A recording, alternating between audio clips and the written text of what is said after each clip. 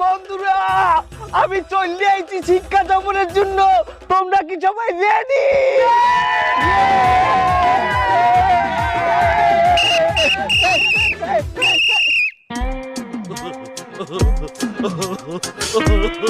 এই রাজু, তোর এই অবস্থা কেন?